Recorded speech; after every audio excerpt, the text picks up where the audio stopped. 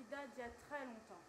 Tellement longtemps que je ne me rappelle plus si dans cette histoire, c'est de moi dont on parle ou bien de quelqu'un d'autre. J'ai une très longue vie, tellement longue, et j'ai vécu dans tellement de pays lointains que j'en ai oublié la langue que m'avait apprise ma mère.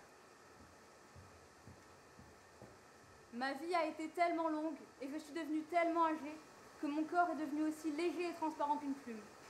Je peux encore parler, mais uniquement avec des gestes. Si vous avez assez d'imagination, je sais que vous pourrez m'entendre et peut-être même me comprendre. Alors je commence.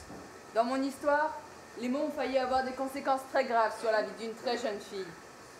Les mots peuvent être très utiles, mais ils peuvent aussi être très dangereux. Surtout quand on les comprend mal. Certains mots ont plusieurs sens. Parfois, certains mots se ressemblent tellement qu'on peut les confondre. C'est pas si facile de parler et pas si facile d'écouter. Alors qu'elle était encore qu'une enfant, une très jeune fille qui avait beaucoup d'imagination, connut un très grand malheur. Un malheur qui, heureusement, n'arrive que très rarement aux enfants. Un jour, la mère de cette très jeune fille était tombée gravement malade, atteinte d'une maladie mortelle. Elle ne sortait plus de sa chambre. Elle parlait d'une voix faible, tellement faible qu'on avait du mal à entendre ce qu'elle disait. On devait sans arrêt la faire répéter.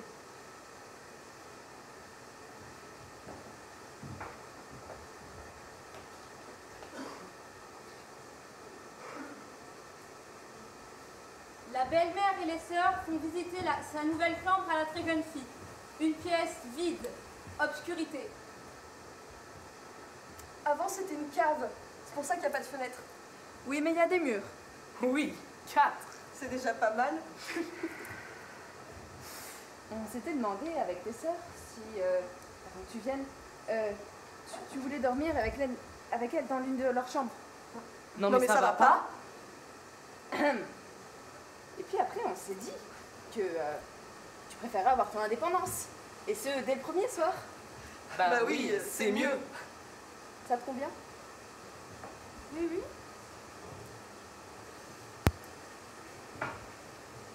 Mais c'est quoi ici? C'est la chambre de Sandra. Avant, c'était une cave. C'est pour ça qu'il n'y a pas de fenêtre. Mais il y a des murs. Oui, 4. Et c'est bien situé. C'est au nord. Écoute, l'état où est cette chambre est provisoire. C'est l'état où elle est parce qu'on n'a pas fini les travaux nécessaires. C'est provisoire. Il faut que tu arrives à imaginer, hein? Il faut que tu arrives à imaginer ce que va être cette chambre quand les travaux seront finis. Bon, d'accord. Et ce sera une chambre très moderne. Peut-être même encore plus moderne et encore plus belle que celle de tes sœurs, qui vont être très très jalouses. Hein? Oui, je suis très jalouse. Hein. Moi, je sais pas si je vais arriver à dormir cette nuit. Et en plus, c'est cher. Ah bon? Il va peut-être te falloir un peu d'imagination pendant quelques temps, mais ça en vaut la peine, tu ne penses pas? Si, si, sans doute. Elle est gentille, Sandra. Elle est facile à vivre. Je crois surtout qu'on se moque pas d'elle. Non, mais... D'abord, on peut se dire que... Ensuite, avec tout ce que tu m'as dit, on se dit que peut-être... On se dit que peut-être? C'est comme ça que tu me remercies de tous les efforts que j'ai fait pour vous accueillir, ta fille et toi? Bah, c'est très gentil, hein. Non, mais c'est pas ce que je voulais dire. Bête, et toi, alors? Et toi, tu dis rien. Ça te plaît? Ça te convient? Moi, je pense que je ne mérite pas d'avoir de trop belles affaires à moi.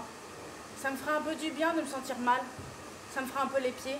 Eh mais qu'est-ce qu'elle raconte là? Je sais pas, c'est un délire de gosse.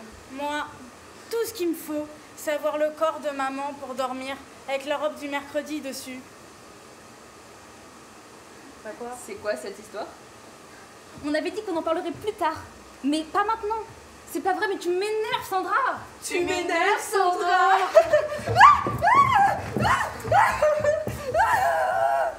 Qu'est-ce qui se passe encore? Je dois voir une grosse araignée sur ma chaussure. Encore plus grosse qu'une brosse à cheveux qui me fixait fixement dans les yeux. Les araignées, ça ne mange pas, les enfants. Par contre, les araignées, ça mange les mouches. Et ça, c'est très bien, parce que les mouches, ça empêche de dormir. Bon, moi j'y vais. Bah moi aussi. Allô, attends, faut que je te raconte. Bah, nous aussi, on va y aller, hein. Tu as une très longue journée, on te laisse. Je reviendrai voir pour voir si tout se passe bien.